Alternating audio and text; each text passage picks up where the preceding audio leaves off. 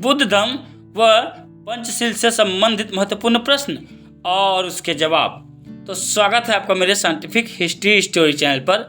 तो चलिए शुरू करते हैं। पहला क्वेश्चन, अगर किसी ने आत्महत्या की, क्या यह पहले शील का अनादर होगा? जैसे कि मैंने पिछले भाग में इससे पहले के सवालों का जवाब दिया है, तो आप जाकर वह वीडियो एक बार ज़रूर देखें। तो यह सवाल का जवाब देते हुए, अगर कोई व्यक्ति दूसरे व्यक्ति की हत्या करता है तो यह ऐसा डर, क्रोध, घबराहट, लालच या कुछ दूसरे घृणात्मक मनोभाव के कारण करता है। अगर कोई व्यक्ति आत्महत्या करता है तो वह करीब करीब वैसे ही कारणों से या दूसरे ऋणात्मक मनोभाव जैसे निराशा या अवसाद के कारण करता है। तो जरा हत्या दूसरों के संबंध में ऋणात्मक मनोभावों का परिणाम है। आत्महत्या स्वयं से संबंधित ऋणात्मक मनोभाव का परिणाम है और इसीलिए शीलों का उल्लंघन होगा। यद्यपि कोई भी जो अलग हत्या का विचार करता है या आत्महत्या का प्रयास किया, इस बात को बताने की ज़रूरत नहीं कि वह गलत कर रहे हैं। उन्हें हमारी सहायता और ज्ञान शक्ति की ज़रूरत है।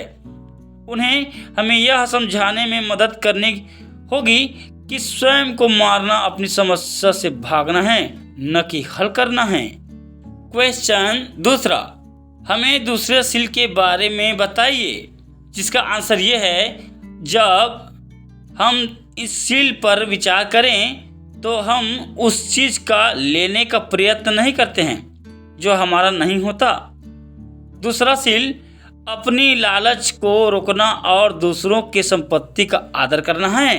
क्वेश्चन तीसरी शील कहता है कि हमें व्यभिचार का त्याग करना चाहिए। व्यभिचार क्या है? जिसका आंसर उत्तर यह है, यदि हम छल, भावनात्मक डर, किसी को बलपूर्वक सहवास करने को कहते हैं, तब यह व्यभिचार कहा जा सकता है।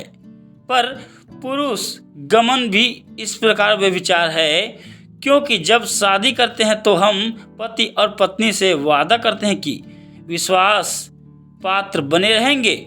जब हम पर पुरुष गमन करते हैं तो उस वादा का उल्लंघन है और उनका विश्वास तोड़ते हैं। सहवास दो लोगों के बीच प्यार और अंतरंगता का सूचक है, और जब यह तो हमारी मानसिक और भावनात्मक कुशलता में सहायक है। क्वेश्चन चौथा, क्या शादी से पहले सहवास एक प्रकार का व्यभिचार है? जिसका उत्तर यह है, नहीं। यदि प्यार दो लोगों के बीच आपसी सहमति से होता है, यद्यपि इस बात को भूलना चाहिए, सहवास का जीव वैज्ञानिक उपयोग संतान उत्पत्ति है, और यदि अविवाहित महिला गर्भवती हो जाती है, यह बड़े समस्या का कारण हो सकता है। बहुत सारे परिपक्व और विचारशील लोग सोचते हैं कि शादी के पहले सहवास न करना ही बेहतर है। पांचवा क्वेश्चन, बौद्ध धम्म जन्म निरोध के बारे में क्या कहता है? जिसका उत्तर यह है, कुछ धर्म शिक्षा देते हैं कि सहवास उत्पत्ति के अलावा किसी दूसरे कारणवश हो तो यह अनैतिक है, सही नहीं है, और इसीलिए सभी तरह के जन्म निरोध को वे गलत मानते हैं। बुद्ध धम्म सहवास को अनेकों उद्देश्यों के लिए स्वीकार करता है, जैसे उत्पत्ति, संतुष्टि, दो लोगों के बीच आपसी प्रेम व स्नेह दर्शाने के लिए आदि। अगर ऐसा है तो गर्भपात के अलावा सभी प्रकार के जन्म निरोध को स्वीकार करता है। यथार्थ में इस विश्व में जहाँ जनसंख्या विस्फोट एक भारी समस्या है, बुद्ध धम्म इसके बारे में यही कहेगा कि जन्म निरोध एक सच्चा आशीर्वाद है। क्वेश्चन छठवा, चौथे शील के बारे में क्या विचार है? क्या बिना झूठ बोले जीना संभव है इस दुनिया में? यह एक बहुत महत्वपूर्ण प्रश्न है, जिसका आंसर यह है, इस तरह की उम्र और भ्रष्ट मानसिकता बदलनी चाहिए। कि बिना झूठ बोले समाज में रहना और व्यवसाय करना सचमुच संभव है या असंभव है। बौद्ध वह हैं जो समस्याओं को लेकर सत्यपूर्ण और ईमानदार रहने का प्रयास करें और उसे सुलझाने के लिए व्यवहारिक दृष्टिकोण अपनाने का निश्चय करता है। क्वेश्चन 7वां, आप किसी बगीचे में बैठे हैं और एक भयाक्रांत व्यक्ति उसके सामने से दौड़ता हुआ जाता है और तब कुछ मिनटों के बाद दूसरा व्यक्ति चाकू लेकर उसके सामने से दौड़ते हुए जाता है और पूछता है, क्या आपने पहले व्यक्ति से इधर से कहीं जाते देखा है? उससे सत्य बोलेंगे या आप झूठ बोलेंगे? यह बहुत महत्वपूर्ण प्रश्न है।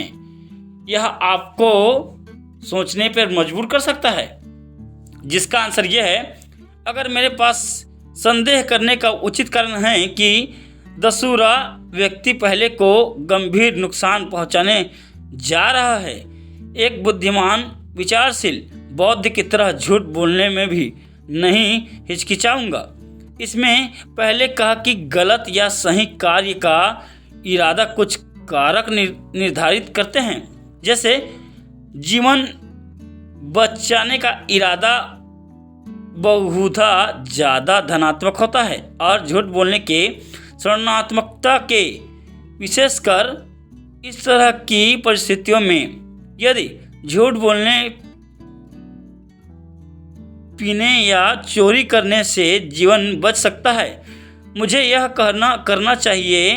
मैं इन सीलों को तोड़कर संशोधन कर सकता हूँ, लेकिन जीवन जाने के बाद दोबारा कभी वापस नहीं ला सकता।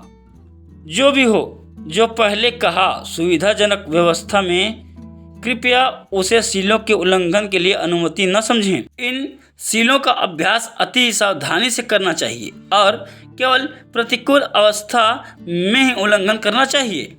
क्वेश्चन 8वां, 5वां सील कहता है कि हमें मद्यपान और नशीले पदार्थों का सेवन नहीं करना चाहिए। आखिर क्यों नहीं करना चाहिए? जिसका उत्तर यह है, लोग स्वाद के लिए नहीं पीते। जब वह अकेले पीते हैं तो वे तनाव से मुक्ति की जरूरत महसूस करते हैं, और जब सामाजिक रूप में पीते हैं तो यह असंभवतः अनुरूपता के लिए पीते हैं। थोड़ी सी मंदिरा भी चेतना और सतर्कता को बिगाड़ती है। अधिक मात्रा में लेने पर इसका प्रभाव विनाशकारी हो सकता है। बौद्ध कहते हैं कि अगर आप 5वें सील का उल्लंघन करते हैं, आप सभी दूसरे सीलों का उल्लंघन कर सकते हैं। यह बिल्कुल सत्य बात है और सही भी है। आप अगर इस सील का उल्लंघन करते हैं तो आप दूसरे सीलों का भी उल्लंघन कर सकते हैं, इसमें कोई शक वाली बात नहीं है। 9वां क्वेश्चन, लेकिन केवल थोड़ी मात्रा में पीने सीलों का सच उल्लंघन होगा? मतलब थोड़ी पीने से क्या सीलों का उल्लंघन हो सकता है? क्या यह ऐसा होगा? क्या वह केवल छोटी बात है? जिसका उत्तर यह है कि हाँ, यह छोटी बात है, और यदि आप छोटी बात का भी अभ्यास नहीं कर सकते, आपका समर्पण और संकल्प बहुत मजबूत नहीं ऐसा है। क्वेश्चन 10वां, क्या सचमुच धूम्रपान 5वें सील के प्रतिकूल होगा? यह गलत होगा। जिसका उत्तर आंसर यह है, धूम्रपान का निश्चित ही शरीर पर बुरा प्रभाव होगा, लेकिन मन पर इसका प्रभाव थोड़ा है। कोई व्यक्ति धूम्रपान करता है, इसके बावजूद सचेत, सावधान और स्वयं के बस में भी रहता है, तो सीलों का उल्लंघन न होने के बाद भी धूम्रपान की सलाह नहीं दी जा सकती। क्वेश्चन 11वां, पंचशील शरणात्मक है। ये आपको बताते हैं कि क्या नहीं करना है, ये आपको नहीं बताते क्या करना है। यह बहुत महत्वपूर्ण प्रश्न है, जिसका आंसर यह है, उत्तर यह है कि पंचशील बौद्ध नैतिकता का आधार है। ये सब पूरे नहीं हैं।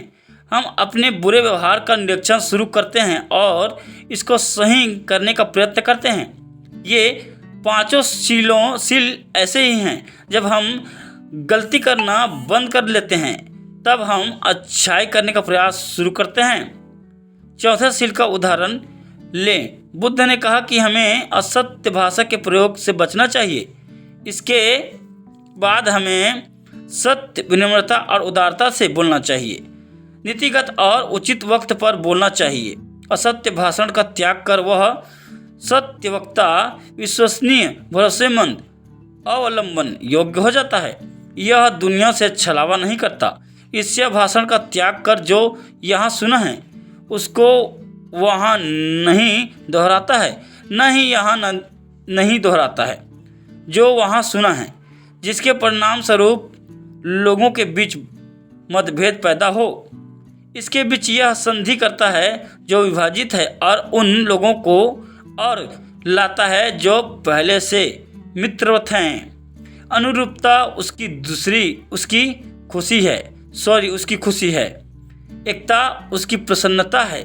एकता उसका प्यार है। यही उसके भाषण का उद्देश्य है।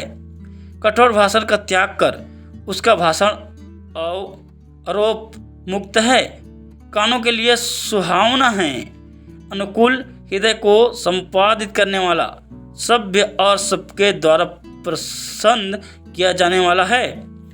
व्यर्थ बकवास का त्याग कर वह सही वक्त पर जो सही हो, विषय केंद्रित धर्म के बारे में और शिष्टाचार के बारे में बोलता है। वह नाप तौल कर बहुमूल्य शब्द उचित समय पर अच्छे से परिभाषित और विषय पर बोलता है, जो कि बहुत सही बात है।